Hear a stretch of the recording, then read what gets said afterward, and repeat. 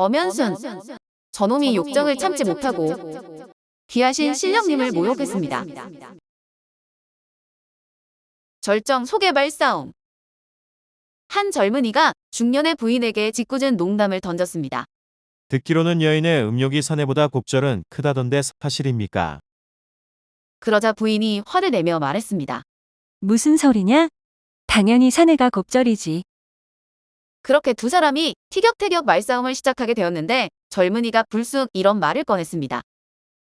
누구 말이 옳은지 가리는 좋은 방법이 있습니다. 저희 둘이 깊은 정을 나누다가 각자 서로 정한 말을 끝까지 틀리지 않고 외우는 쪽이 이기는 걸로 하면 어떨까요? 부인이 고개를 끄덕이자 이내 두 사람은 누가 먼저랄 것도 없이 재빨리 행동을 개시했습니다. 그 전에 젊은이는 관직명을 연이어 3개를 붙인 어무장 군용양이 무사직을 외우기로 했고 부인은 한강변 암소 목의 방울 소리 딸랑딸랑으로 정했습니다. 처음에는 두 사람 모두 한치의 오차도 없이 정한 말을 순조롭게 외웠으나 숨이 가빠지고 절정으로 치닫자 부인은 앞 구절은 온데간데 없이 오직 딸랑딸랑만을 목 놓아 외치기 시작했습니다. 그러자 젊은이가 웃으며 말했습니다. 한강에서 놀던 암소는 어디다 팔아먹으셨습니까? 부인은 민망하기도 하고 억울한 마음도 들어서 아무런 대꾸도 못하고 그저 속아 울 듯 월칵 눈물을 쏟을 수밖에 없었습니다. 역신에게 빌다.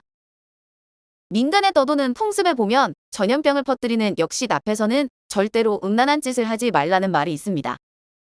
어떤 양씨 집안에 불길한 기운이 짙게 깔렸는데도 불구하고 부부가 매일 같이 그 짓을 해댔는데 결국 어린 아들이 중병에 걸려 자리에 눕고 말았습니다. 양씨는 발만 동동 구르다가 헐레벌떡 무당을 찾아가 점을 쳐보기로 했는데 무당이 한참을 점을 치더니 심각한 얼굴로 말했습니다. 아드님이 병에 걸린 것은 나리가 함부로 몸을 놀렸기 때문에 벌어진 일입니다. 이제부터 나리는 마구간에서 꼴을 씹으며 역신에게 울면서 자신의 죄를 뉘우쳐야 합니다. 그러지 않으면 아드님은 죽을 수도 있습니다. 양씨는 순순히 무당의 말을 따르기로 했는데 무당은 역신을 위로하는 술과 음식을 잔뜩 차려놓고 한바탕 구판을 벌이기 시작했습니다. 비나이다. 비나이다. 저놈이 욕정을 참지 못하고 귀하신 신령님을 모욕했습니다. 저 미천한 생물이 비록 인간의 탈을 쓰고는 있지만 사실 인간이 아닙니다. 그러니 제발 노여움을 부시고 용서해 주시길 간절하게 빕니다. 양씨는 그 옆에서 그저 꼴을 씹으며 하염없이 말 울음소리와 말 발굽소리를 내기에 바빴다고 합니다. 당찬 처녀의 남편 고르기. 어느 시골에 아리따운 처녀가 한 명 살고 있었는데 무척 똑똑해서 그래도 재주가 있었는데 같은 마을에 사는 4명의 총각들이 모두들 야무진 그녀와 혼인을 하고 싶어 했습니다. 4명의 총각들의 면면을 살펴보자면 한 사람은 문장에 뛰어나서 여러 번 시험에 붙은 적이 있었고 또 한 사람은 무예에 능통해서 미래의 장군감이라고 불렸습니다.